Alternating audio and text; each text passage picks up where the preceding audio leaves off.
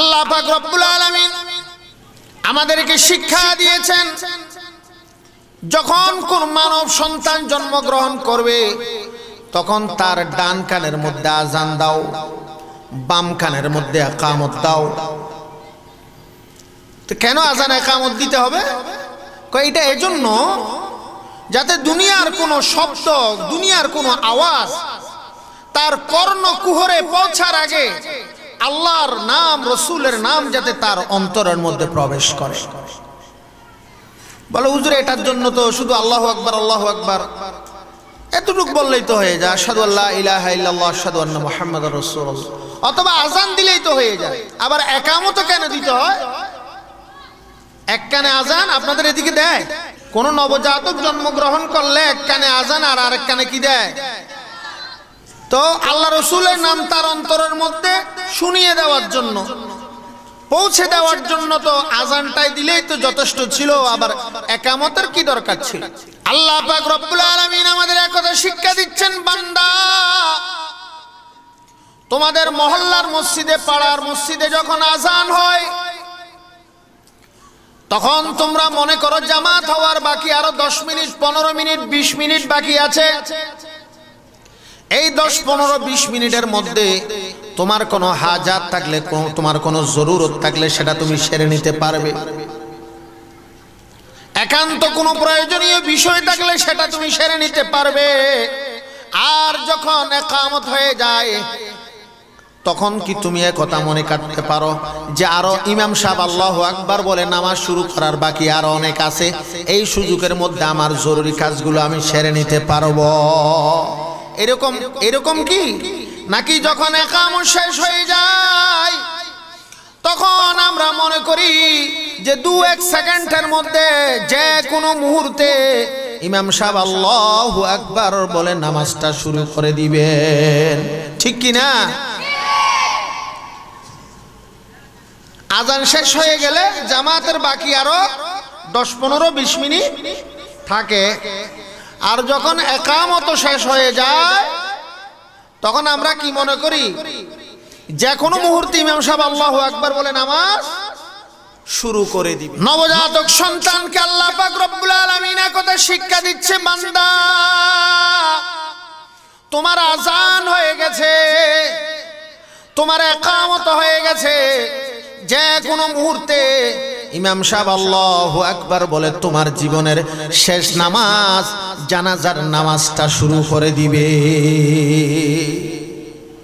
এটাই হলো তোমার দুনিয়ার হায়াত। এখন তুমি ভেবে দেখো, দুনিয়াকে আপন করে নিবে নাকি অনন্ত অসীম কালের জীবনকে আপন করে নিবে? কোন কালের সুখ চাও, কোন কালের শান্তি চাও? পরকালের শান্তি চাও নাকি দুনিয়ার শান্তি চাও? বিসমিল্লাহির রহমানির রহিম। আসসালামু আলাইকুম ওয়া রাহমাতুল্লাহ। আলামিন ইসলামিক মিডিয়া যুগ শ্রেষ্ঠ হক্কানি ওলামায়ে কেরামদের নতুন নতুন আলোচনা পেতে আমাদের চ্যানেলটি এখনই সাবস্ক্রাইব করে সাথে থাকুন। আসসালামু আলাইকুম ওয়া রাহমাতুল্লাহি তাআলা ওয়া বারাকাতুহু। আলহামদুলিল্লাহ নাহমাদুহু ওয়া নাস্তাঈনুহু ওয়া নাস্তাগফিরুহু ওয়া নু'মিনু বিহি ওয়া নাতাওয়াক্কালু আলাইহি ওয়া নাউযু বিল্লাহি মিন শুরুরি আনফুসিনা ওয়া মিন সাইয়্যাতি আ'মালিনা। من يهده الله فلا مضل له ومن يضلله فلا هادي له ونشهد أن لا إله إلا الله وحده لا شريك له ونشهد أن سيدنا ونبينا ومولانا محمدا عبده ورسوله صلى الله عليه وعلى آله وأصحابه أجمعين ومن تبعهم بإحسان إلى يوم الدين। أما بعد فقد قال الله تعالى في كلامه المجيد وفرقانه الحميد أعوذ بالله من الشيطان الرجيم بسم الله الرحمن الرحيم يا أيها الذين آمنوا ادخلوا في السلم كافة وقال رسول الله صلى الله عليه وسلم تركت فيكم أمرين لن تضلوا ما تمسكتم بهما كتاب الله وسنة رسوله أو كما قال عليه الصلاة والسلام صدق الله العلي العظيم وصدق رسوله النبي الكريم ونحن على ذلك من الشاهدين والشاكرين والحمد لله رب العالمين اللهم صل على محمد وعلى آل محمد كما صليت على إبراهيم وعلى آل إبراهيم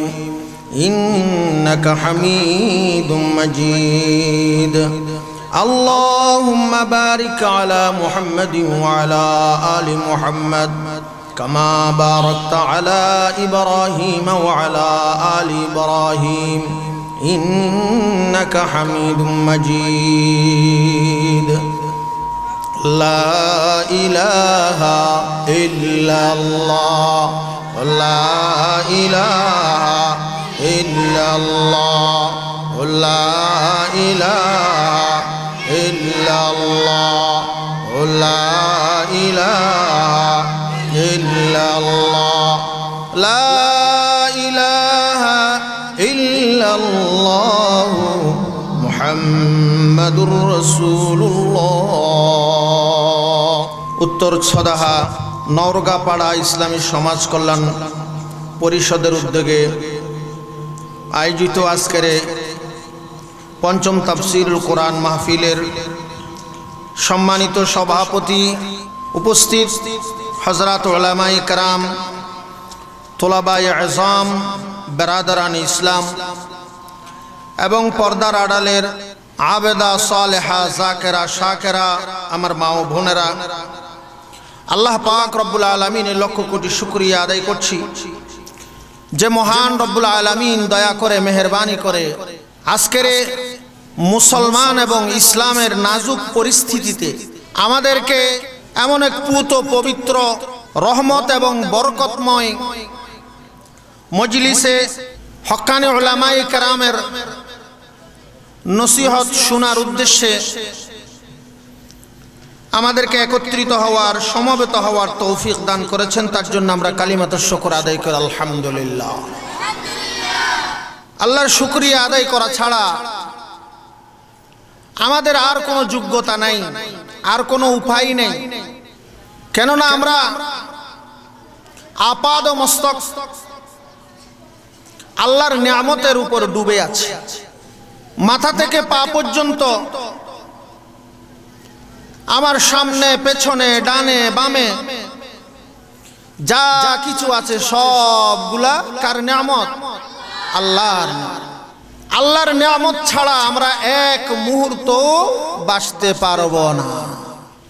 এজন্য আল্লাহ পাক রব্বুল আলামিন বলেন লা ইন শাকারতুম লা আযীদান্নাকুম ওয়া লা ইন কাফারতুম ইন্না আযাবি লাশাদীদ। হে আমার বান্দা বান্দিরা, তোমরা আমার নিয়ামতের শুকরিয়া আদায় করো, কৃতজ্ঞতা প্রকাশ করো। যদি তোমরা আমার নিয়ামতের কৃতজ্ঞতা প্রকাশ করো, শুকরিয়া আদায় করো, তাহলে তোমাদেরকে নিয়ামত আরো বর্ধিত করে দেওয়া হবে। শুকরিয়া আদায় করলে কি লাভ? নিয়ামত আরো আল্লাহ আরো বাড়াই দেবে। তাহলে এটা আমাদের লাভ না? তাহলে নিয়ামতের বেশি বেশি শুকরিয়া আদায় করব কিনা? ওয়ালাইন কাফারতুম ইন্না আযাবি লাশাদীদ, যদি আমার নিয়ামতের অস্বীকার করো, কুফরি করো, তাহলে মনে রেখো আমার শাস্তি এত কঠিন, সহ্য করার ক্ষমতা তোমাদের নাই। আল্লাহর যে শাস্তি, আল্লাহ না করুক যদি আমরা আল্লাহর শাস্তির সম্মুখীন হয়ে যাই, তাহলে আল্লাহর শাস্তি সহ্য করার ক্ষমতা আমাদের না। কেন? আমাদের মানুষকে, এই মানব জাতিকে আল্লাহ বড় দুর্বল করে সৃষ্টি করেছে। আল্লাহ পাক রব্বুল আলামিন কোরআন শরীফের মধ্যে বলেন, ওয়া খুলিকাল ইনসানু দাঈফা, আমি ইনসান জাতিকে, মানব জাতিকে বড় দুর্বল করে সৃষ্টি করেছি। আমরা কত দুর্বল, অথচ নিজেকে মনে করি আমাদের চেয়ে সবল আর কেউ নাই। অথচ আমরা একটা মশা মাছির ভয়ে মশারি টাঙ্গাই, টাঙ্গাই কিনা? মশারি কার ভয়ে টাঙ্গাই? আল্লাহর ভয়ে। কার ভয়ে? মশাটা কত বড়, মশা মাছির ভয়ে আমাদেরকে মশারি টাঙ্গাতে হয়। তার উপরে আমরা আবার গৌরব করি, অহংকার করি। বান্দা, কিসের অহংকার করো? একটা মশা মাছিকে ভয় পাও। মশা মাছির জ্বালাতন সহ্য করতে না পেরে তোমরা মশারি টাঙ্গাও। কত দুর্বল করে তোমাদেরকে সৃষ্টি করেছি যাতে তোমরা অহংকার না করো। অহংকার আমাদের আমলগুলোকে নষ্ট করে ফেলেছে। হিংসা, অহংকার। আমরা যখন, একটা মানব জাতি যখন জন্মগ্রহণ করে, আপনাদের আমাদের ঘরে যখন একটা নবজাতক শিশু জন্মগ্রহণ করে, তখন দেখবেন জন্মর পরে পরে হাত আছে ধরতে পারে না, পা আছে চলাফেরা করতে পারে না, জবান আছে, মুখ আছে, কথা বলতে পারে না, শরীর আছে কিছু নড়াচড়া করতে পারে না। এমনকি তার মা কেউ চিনে না, বাবা কেউ চিনে না, মায়ের স্তনটা পর্যন্ত সে নিজে খুঁজে নিতে পারে না। ঠিক কিনা? দাদি নানিদেরকে তার মায়ের স্তনটা পর্যন্ত ধরিয়ে দিতে হয়, তার মুখের মধ্যে পুরে দিতে হয়। এত দুর্বল, এত দুর্বল। তারপরেও আমাদের যখন আমরা বড় হই তখন সেই কথা আমাদের আর মনে থাকে না। আল্লাহ পাক রব্বুল আলামিন আমাকে কিসের থেকে কি বানাইলো, আমি কি ছিলাম, আমাকে এখন কি বানাইলো। অথচ একটা মুরগির বাচ্চা যখন জন্মগ্রহণ করে, ডিম থেকে বের হয়, সাথে সাথে সে সি সি করে খাবার খুঁজে। তাকে কেউ খাওয়াই দিতে হয় না, মুখের মধ্যে তার খাবার ঢুকাই দিতে হয় না, সে নিজে নিজে তার খাবারগুলা খুঁজে নেয় এবং নিজে নিজে খেতে থাকে। অথচ এই মুহূর্তে সে ডিম থেকে বের হয়েছে। ঠিক কি না? মুরগা কাজবাই জবেরু আয়ে দরুজি তলবত, আদমি জাদানদা রদ খবরু আকল তুমি। একটা গরুর বাচ্চা, একটা গরুর বাছুর, ছাগলের বাচ্চা যখন জন্মগ্রহণ করে, জন্মের সাথে সাথে সে নিজে নিজে দাঁড়িয়ে যায়, কেউ তাকে দাঁড় করিয়ে দিতে হয় না। অথচ একটা মানুষের বাচ্চা জন্মগ্রহণ করার পরে 1.5-2 বছর পর্যন্ত, 1-1.5 বছর পর্যন্ত সে নিজে নিজে দাঁড়াতে পারে না। শুধু যে দাঁড়ায় তা নয়, জন্মের সাথে সাথে তার মায়ের স্তনটা খুঁজে তার খাবার সে গ্রহণ করে নেয় এবং সে তিরিং বিরিং করে দৌড়াদৌড়ি করতে থাকে। আল্লাহ পাক রব্বুল আলামিন এগুলো আমাদের জন্য এক একটা বড় শিক্ষা হিসাবে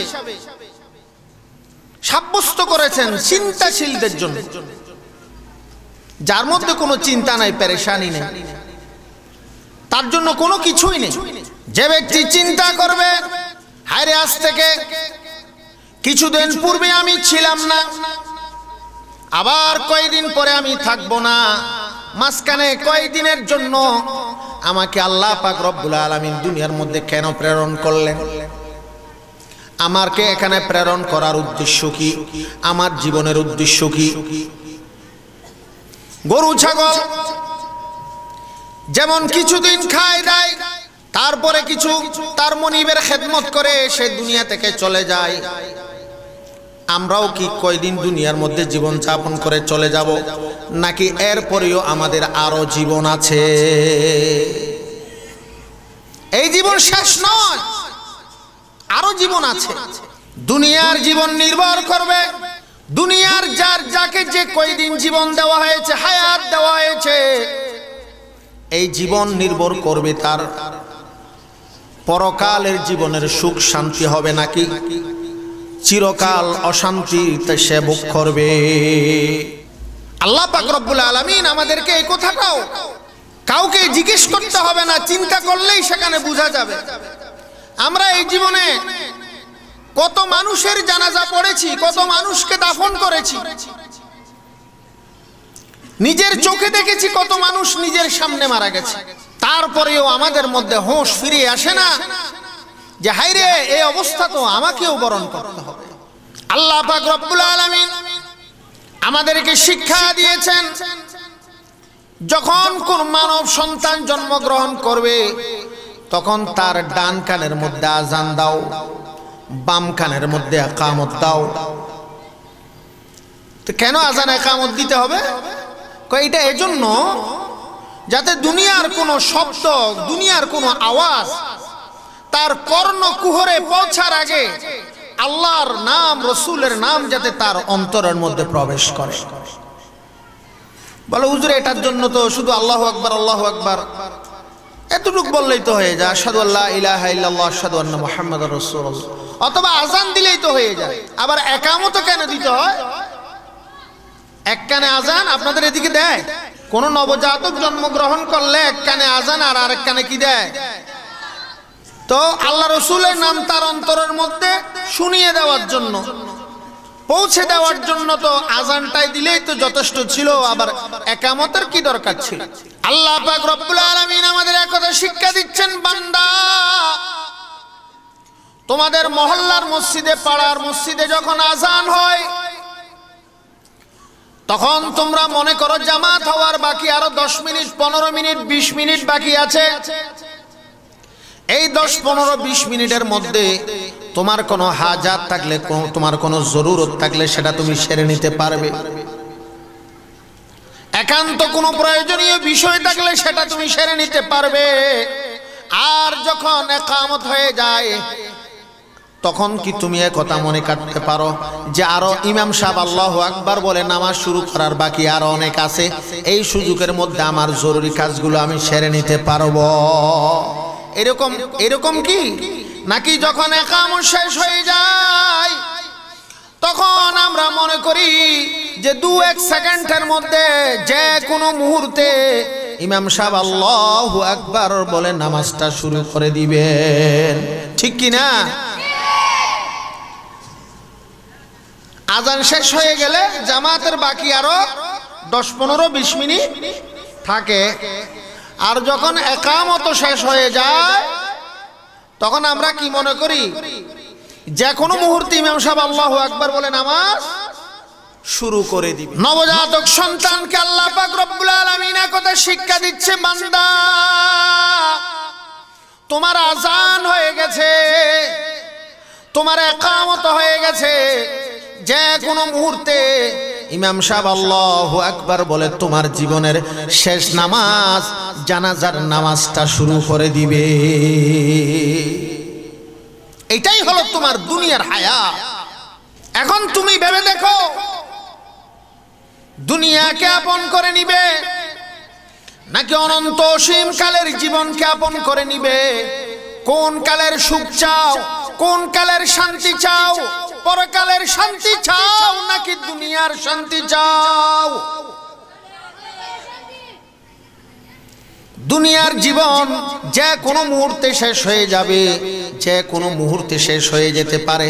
একথা মনে করলে চলবে না যে আমি এখনো যুবক, আরো অনেক দিন বাঁচবো, বুড়া হব, দাড়ি সাদা হবে, আমি দাদা হব, নানা হব, তারপরে দাড়ি রাখবো, হজ করব, নামাজ পড়বো, মসজিদে ঢুকবো, এতদিন পর্যন্ত মন যা চাই তা করব। মনে রাখবেন দুনিয়ায় আসার সিরিয়াল আছে, তবে যাওয়ার কোনো সিরিয়াল নাই। দুনিয়ার মধ্যে আগে দাদা আসে, তারপরে বাবা আসে, তারপরে তার সন্তানেরা আসে, আগে বড় ভাই, তারপরে মেজ ভাই, সেজ ভাই, ছোট ভাই, এইভাবে সিরিয়াল করে দুনিয়ার মধ্যে আগমন করে। কিন্তু যাওয়ার সময় এরকম কোনো সিরিয়াল নাই। আছে নাকি? অনেক সময় দেখবেন বাবার আগে সন্তান মারা গেছে, সন্তানের লাশ কাঁধে নিয়ে বাবা কাঁদতে কাঁদতে কবরস্থানের দিকে যায়। শুধু তাই নয়, অনেক সময় নাতিরা দাদার সঙ্গে মস্কারা করে, দাদা তোমার ফাতিহা কখন খাবো, তোমার চালিশা কখন খাবো। তখন যারা মজাকি দাদা তারা উত্তর দেয়, নাতি বলা যায় না কার ফাতিহা কে খায়। এরকম হয় কি না? কত দাদাকে দেখেছি নাতির লাশ কাঁধে নিয়ে কাঁদতে কাঁদতে কবরস্থানের দিকে যায়। তাহলে হ্যাঁ যুবকেরা, কোন আশায় বসে আছো যে তুমি বৃদ্ধ হবে, তারপরে তুমি আল্লাহ রসুলের নির্দেশ মোতাবেক চলবে? অথচ যৌবন কালের ইবাদত আল্লাহর কাছে সবচেয়ে বেশি প্রিয়। কোন কালের ইবাদত? যৌবন কালের ইবাদত। কিয়ামতের দিন যখন কোনো ছায়া থাকবে না, গরমে মানুষ অস্থির হয়ে যাবে, যখন নফসি নফসি করবে, গরমে ঘাম কারো হাঁটু সমান হবে, কারো কোমর সমান হবে, কারো গলা সমান হবে। সূর্য মাথার উপরে চলে আসবে, গরম গরমে জিহ্বা বের হয়ে যাবে, কুকুরের মতো জিহ্বা বের হয়ে যাবে। সেদিন কোনো ছায়া থাকবে না, শুধুমাত্র আরশের ছায়া ছাড়া। সেদিন যে সমস্ত যুবক ভাইয়েরা যৌবনকালে আল্লাহর ইবাদতে জীবন কাটিয়েছে, নিজের জীবনকে আল্লাহর ইবাদত বন্দেগীর মাধ্যমে অতিবাহিত করেছে, সেদিন আল্লাহ পাক রব্বুল আলামিন সেই আরশের ছায়ার নিচে ওই যুবককে আশ্রয় দান করবেন। ওয়াশাবুন নাশা ফি ইবাদাতিল্লাহ, আরশের নিচে সেদিন 7 শ্রেণীর মানুষ আশ্রয় পাবে। قال رسول الله صلى الله عليه وسلم سبعة يظلهم الله في ظله يوم لا ظل إلا ظله। যেদিন কোনো ছায়া থাকবে না আল্লাহর ছায়া ছাড়া, আরশের ছায়া ছাড়া, সেদিন আল্লাহ পাক রব্বুল আলামিন দয়া করে মেহেরবানি করে তার আরশের নিচে 7 শ্রেণীর ব্যক্তিকে আল্লাহ পাক রব্বুল আলামিন আশ্রয় দান করবেন। ইমামুন আদিল, 1 নম্বর হলো ন্যায়পরায়ণ বাদশা। ন্যায়পরায়ণ বাদশা যারা কোন রকমের রাষ্ট্র পরিচালনা করতে গিয়ে, বিচার করতে গিয়ে কোন রকমের স্বজন প্রীতি করে নাই, কোন রকমের ঘুষ গ্রহণ করে নাই, কারো চেহারার দিকে তাকায় নাই, কে মুসলমান, কে হিন্দু, কে বৌদ্ধ, কে খ্রিস্টান, সেদিকে তাকাই নাই। শুধুমাত্র এখানে ন্যায় চেষ্টা করেছে, দোষীকে দোষী সাব্যস্ত করেছে, আর নির্দোষকে নির্দোষ হিসাবে সাব্যস্ত করেছে। সে হলো ইমামুন আদিল। শুধু এখানে রাষ্ট্র পরিচালনার কথা নয়, দুনিয়ার মধ্যে যে যে স্তরে আছে, আমরাও তো কখনো বিচার মীমাংসাটা আমরাও করি, ব্যক্তিগত, পারিবারিক, সামাজিক, মেম্বারের মতো বিচার করে। চেয়ারম্যানের মতো বিচার করে, সংসদ সদস্যরা সংসদ সদস্যের মতো বিচার করে, আদালত আদালতের মতো বিচার করে, কাজী কাজীর মতো বিচার করে, পঞ্চায়েত পঞ্চায়েতের মতো বিচার করে। আবার থানার মধ্যে পুলিশের কাছেও এক প্রকারের বিচার আছে, আছে কিনা?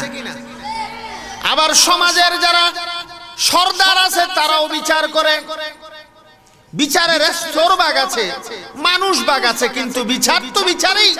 এই জন্য قال رسول الله صلى الله عليه وسلم আলা কুল্লুকুম রাইন ওয়া কুল্লুকুম মাসউলুন আন রাইয়াতিহি।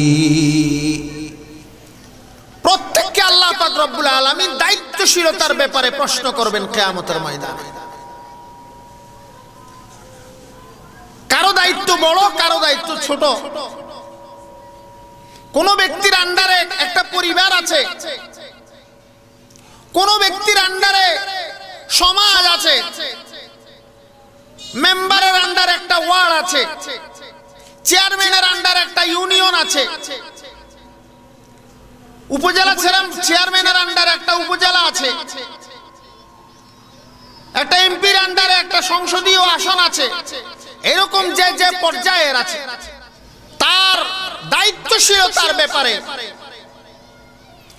কিয়ামতের ময়দানে আল্লাহ পাক রব্বুল আলামিন যখন জিজ্ঞেস করবেন, তখন যদি আমাদের কোন রকমের অবহেলা থাকে, কেউ আমরা সেদিন রেহাই পাব না।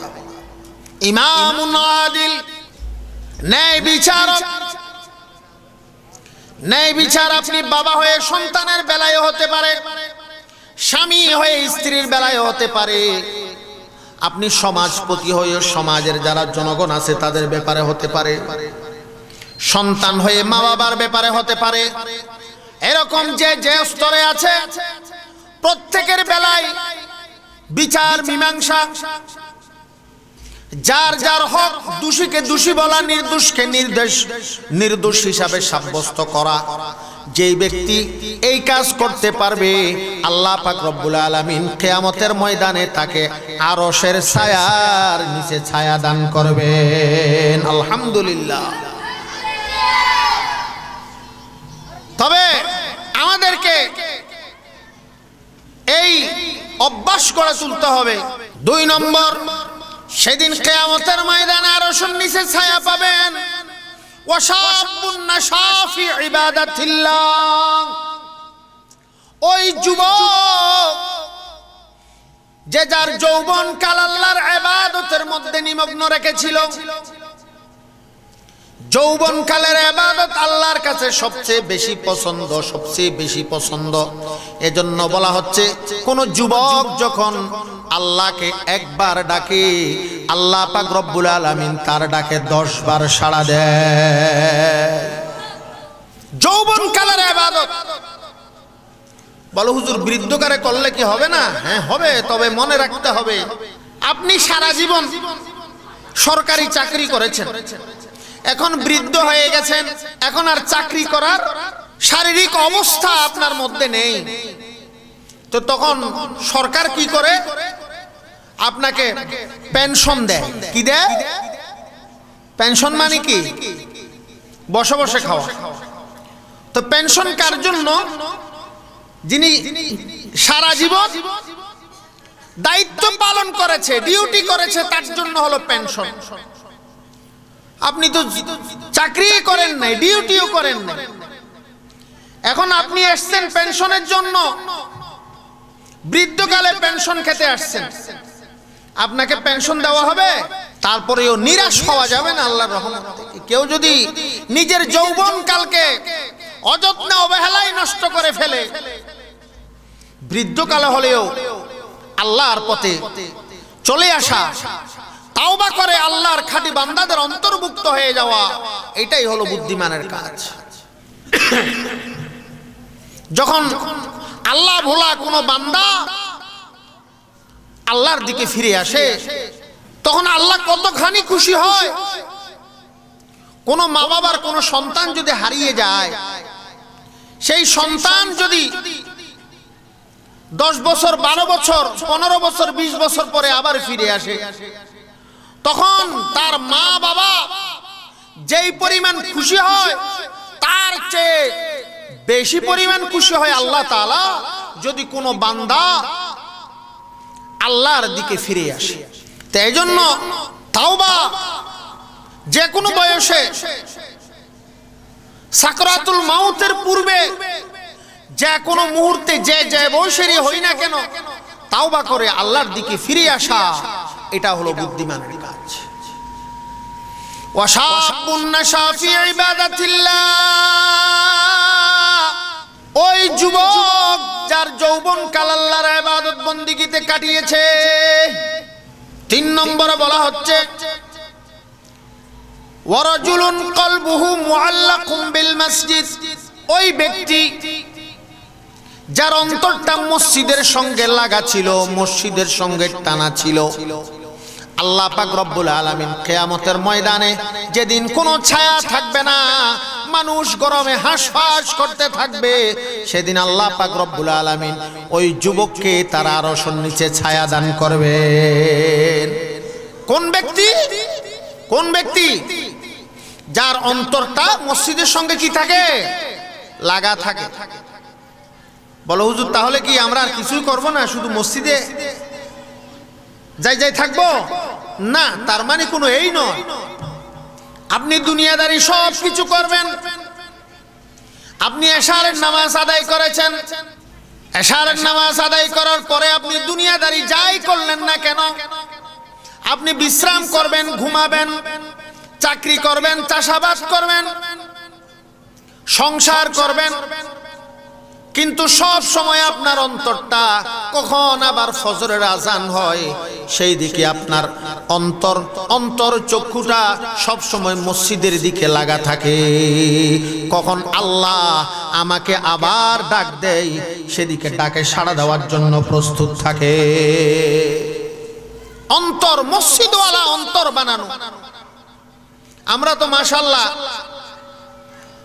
মসজিদে একবার গেলে আরেকবার যাওয়ার কথা ভুলে যায়। ওয়ারাজুলুন কলবুহু মুআল্লাকুম বিল মসজিদ, এখানে শুধু মসজিদ বলে নামাজের কথা বলা হচ্ছে। এক ওয়াক্ত নামাজ পড়ে আরেক ওয়াক্ত নামাজের জন্য মন সব সময় টান থাকা, মনের মধ্যে টান থাকা যে পরের ওয়াক্ত কখন শুরু হচ্ছে, আমার নামাজের জন্য কতটুকু প্রস্তুতি নিতে হবে, আমি যে কাজ শুরু করতে যাচ্ছি সেই কাজ আজানের আগে আগে শেষ করতে পারবো কিনা, নামাজ কোনো গন্ডগোল হয়ে যাবে কিনা, জামাত ছুটে যাবে কিনা,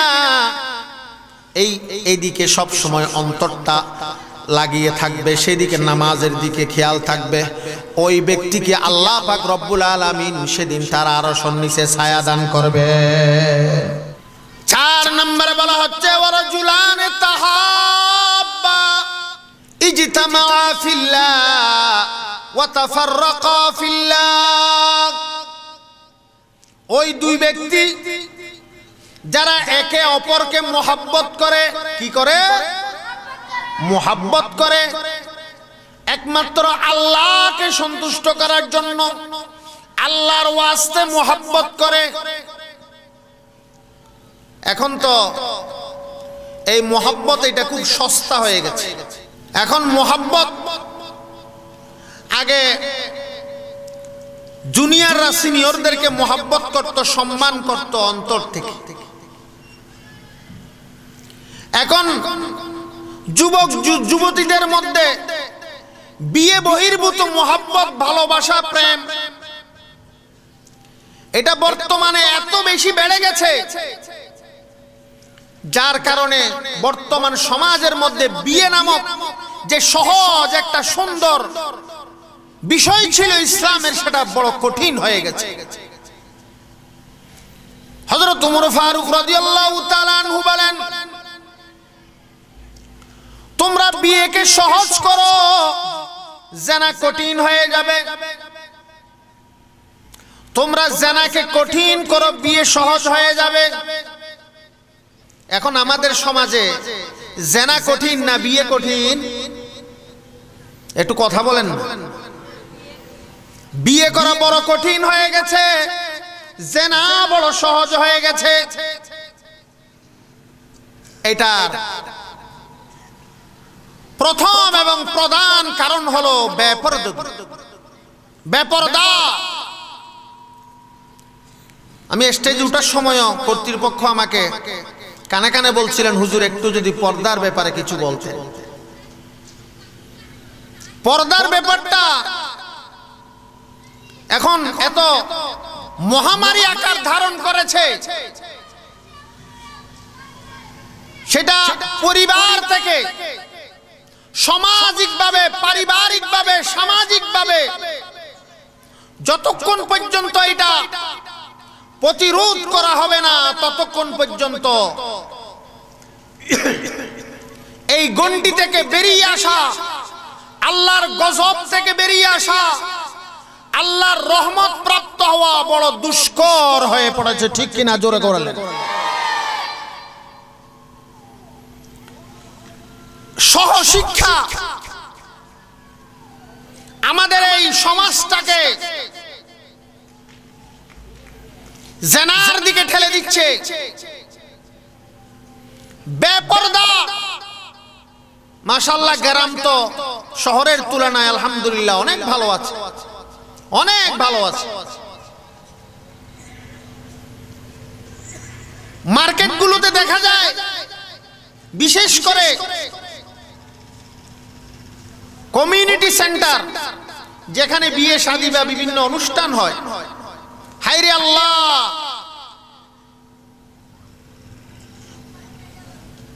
কার বিয়েতে আসছে সেটাও জানে না, তার হাজবেন্ডের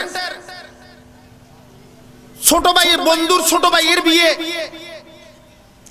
এমন ভাবে পার্লার থেকে সেজে এসেছে যে এখন মনে হচ্ছে যেন সে এখন বাসর করে যাবে। নাউযুবিল্লাহ।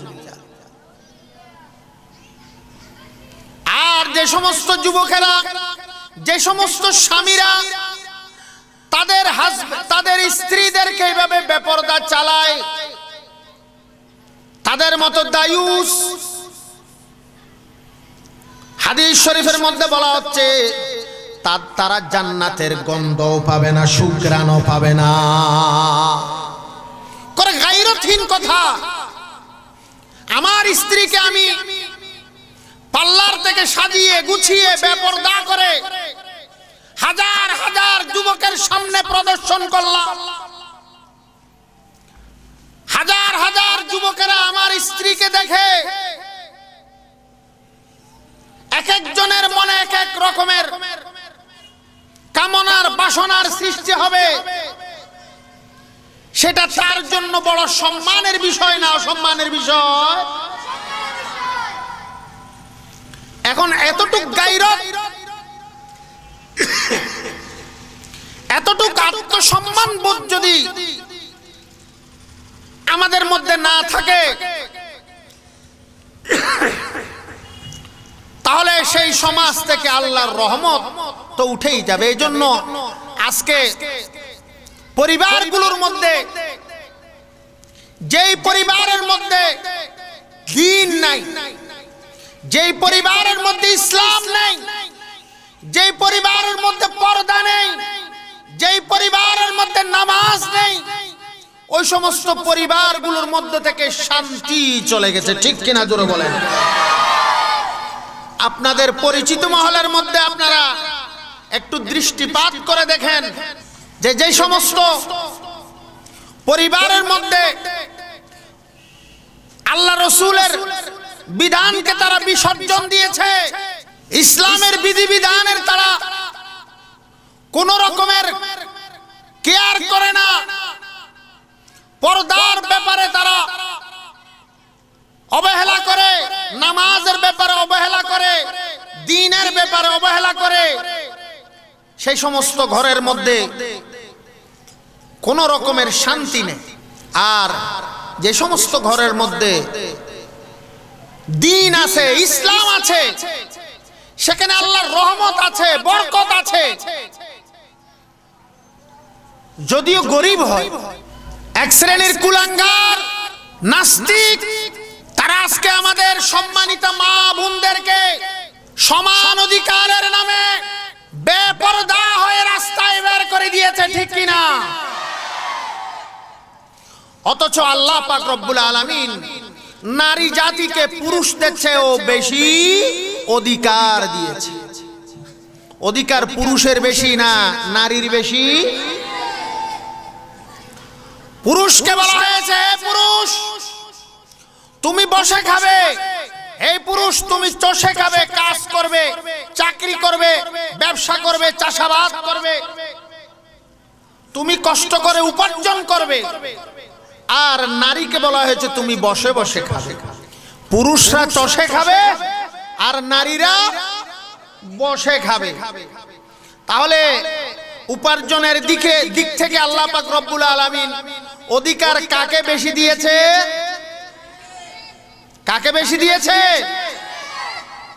আচ্ছা, এখানে কি সমান অধিকার না বেশি অধিকার? আচ্ছা, ওরা কিসের জন্য আন্দোলন করে? সমানের জন্য না কমের জন্য? এখন যদি সমান অধিকার হয় তো ঠিক আছে, আমি একদিন চাকরি করব, আমি একদিন কাজ করব, আমার ওয়াইফ একদিন কাজ করবে, এটাই তো সমান অধিকার নাকি? একদিনের খরচ আমি জোগাড় করব, আরেক দিনের খরচ আমার বউ জোগাড় করবে, ঠিক আছে না? তখন না সমান অধিকার হবে। এখন তো বলা হচ্ছে পুরুষ উপার্জন করবে, নারীরা বসে বসে খাবে। তাহলে উপার্জনের দিক থেকে কে বেশি অধিকার পেয়েছে? কে বেশি অধিকার পেল? নারী। তাহলে এবার দেখেন, সম্পদ তার মুরিস মারা যাওয়ার পরে একজন নারী তার বাবার সম্পদ পাবে, মায়ের সম্পদ পাবে, স্বামীর সম্পদ পাবে, তার সন্তানের সম্পদ পাবে, ঠিক কিনা? আর একজন পুরুষ মা বাবার সম্পদ পাবে, মা বাবার সম্পদ পাবে, তবে শ্বশুর বাড়ির কোনো সম্পদ পাবে না। তাহলে সম্পদ পাওয়ার দিক থেকে, উত্তরাধিকার পাওয়ার ক্ষেত্রেও অধিকার কে বেশি পেয়েছে? নারী না পুরুষ? তাহলে এবার আসেন, বলা হচ্ছে এই পুরুষ তুমি যখন বিয়ে করতে যাবে, তোমার স্ত্রীকে মোহরানা দেওয়া তোমার উপর আবশ্যক। তাহলে যদি সমান অধিকার হয়, স্বামী যদি 5 লাখ টাকা দেয়, তাহলে স্ত্রীকেও 5 লাখ টাকা দিতে হবে, ঠিক কিনা? পুরুষকে বলা হচ্ছে তুমি মোহরানাও দিবে, তোমার স্ত্রীর ভরণ পোষণ দিবে, তার অন্ন, বস্ত্র, বাসস্থান, চিকিৎসা সহ তার যত মৌলিক অধিকার রয়েছে সবগুলো তোমার পক্ষ থেকে দিতে হবে। এমনকি তার বাপের বাড়ির কোনো মেহমান আসলে তাদের মেহমানদারিও তোমার পকেটের পয়সায় করতে হবে। এটা ইসলামের শিক্ষা, ইসলামের নির্দেশ। তাহলে অধিকার বেশি দিয়েছে না কম দিয়েছে? বেশি। এখন এইটা তাদের কুলাই না, এটা তাদের আরো বেশি লাগবে। কি পরিমাণ লাগবে? এখন বলে সমান লাগবে। তো সমানটা সমান চাইলে কি বেশি চাইলো না কম চাইলো? আসলে ব্যাপারটা এখানে নয়। ব্যাপারটা হলো মুরগির স্বাধীনতা সবচেয়ে বেশি কামনা করে শ্রীগা। মুরগির স্বাধীনতা সবচেয়ে বেশি কে চায়? শিয়ালে মুরগির স্বাধীনতা বেশি চায়। কেন? এটা কি দয়া মায়া করে নাকি উদ্দেশ্য প্রণোদিত ভাবে? উদ্দেশ্য প্রণোদিত ভাবে। কেন? যদি মুরগি স্বাধীন হয়, মুরগি যখন স্বাধীন হবে তখন শিয়াল তাকে আক্রমণ করতে সুযোগ হবে। বকরি যখন তার মালিক থেকে বিচ্ছিন্ন হয়ে যাবে তখন বাঘ তাকে আক্রমণ করতে সুবিধা হবে। যদি বকরি তার মালিকের অধীনে থাকে, রাখালের অধীনে থাকে, তাহলে বাঘের পক্ষে তাকে আক্রমণ করা বড় কঠিন হয়ে যায়। এজন্য আজকের কুলাঙ্গার নাস্তিকবাদীরা নারীদেরকে সমান অধিকারের নামে রাস্তায় বের করেছে, অধিকার দেওয়ার জন্য নয়, তাদের সম্ভ্রম হানি করার জন্য। তো আল্লাহ পাক রব্বুল আলামিন আমাদেরকে আমল করার তৌফিক দান করুন। হুজুর চলে এসেছেন, আমি এখানেই শেষ করছি। সবাই দোয়া করবেন। ওমা আলাইনা ইল্লাল বালাগ ওয়া আখির দাওয়ানা আনিল হামদুলিল্লাহি রাব্বিল আলামিন। ওয়াসসালামু আলাইকুম ওয়া রাহমাতুল্লাহি ওয়া বারাকাতুহু।